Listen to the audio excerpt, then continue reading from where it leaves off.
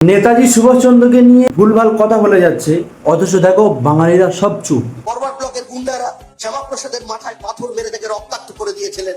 তার নাম বললে নতুন রাজনৈতিক বিতর্ক তৈরি হবে। ইনি পরোক্ষভাবে নেতাজিকে গুন্ডা প্রমাণ করার চেষ্টা করলেন। আপনাদেরকে বলি, ইনি যদি গুন্ডা হয় তাহলে এনার মতো গুন্ডা আদর্শ ভারতবর্ষে আমরা সব সময় করতে রাজি আছি। আপনারা বাঙালি হয়েও সিট দ্বারা বিক্রি করে নেতাজি সুভাষচন্দ্রকে গুন্ডা প্রমাণ করতে উঠে পড়ে লেগেছেন।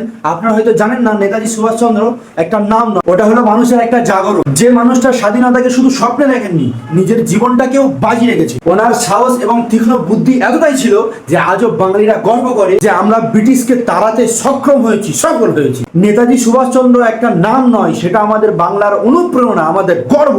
বড়ই সুখের কথা যে ভগবানের আশীর্বাদে সেই সমস্ত আশঙ্কা অলিক প্রতিপন্ন হয়েছে। এই যে ওনার ভাষণ শুনলাম, এখন আমরা বাংলায় কথা বলতে গিয়ে আমাদের গর্ব হয় যে আমরা নেতাজি সুভাষচন্দ্রের বাংলায় জন্মগ্রহণ করেছিলাম। সুভাষচন্দ্র বোস ছিলেন সাভারকারের সবচেয়ে বড় বিরোধী। ঠিক বলেছেন, বিরোধী মনে করতেন।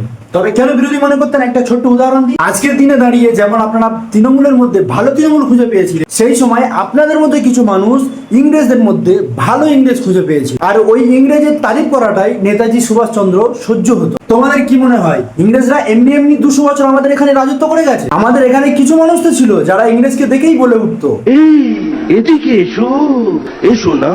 আর ইংরেজরাও এদের দেখতে পেলেই বলতো বাবু তো নুন কুপুটু।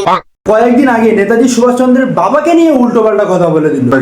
আজাদের ফোর্স নেতাদের বাপের তাগদার সাথে অর্গানাইজ করে ফৌজ বানায়।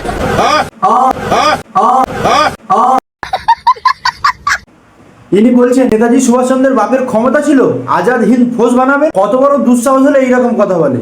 আবার মূর্খদের একটু দুঃসাহস বেশিই হয়। নেতাজি সুভাষচন্দ্রের নামে এত বাজে বাজে কথা শোনার পরেও রক্ত গরম হয় না ভাই? ভাই তুমি কিসের বাঙালি? বাঙালি আর কত নিচে নামতে পারে, আর কত নিচে নামবে? বাঙালিদের জন্য মাথা কাঁচা শক্তিকে আর খাটতেই হচ্ছে না, অটোমেটিক নিচে নামছে বাঙালি। কোনোদিনও মারাঠাকে ছত্রপতি শিবাজী মহারাজের বিরুদ্ধে উল্টোপাল্টা কথা বলতে শুনেছেন? আজকে বাঙালি জাতির গর্ব নেতাজি সুভাষচন্দ্রকে নিয়ে উল্টোপাল্টা কথা বলে যাচ্ছে, আর বাকি সব বাঙালি মুখে কুলু পেতে বসে আছে। এই বাঙালি একটা সময় ইংরেজদের চোখে চোখ রেখে কথা বলে, বুক ছিটিয়ে গুলিকে ভারতবর্ষকে অনেক বিপ্লবী এই বাংলা থেকে উপহার দিয়ে। আর আজকের বাঙালি এই লেভেলের মেরুদণ্ডহীন, তারা ঝুঁকে দাঁড়িয়ে আছে, ঝুঁকে। আর ইংরেজদের মতো পেছন থেকে বাঁশ দিচ্ছে আদানি আম্বানি এবং তার চটি চাটা নেতা।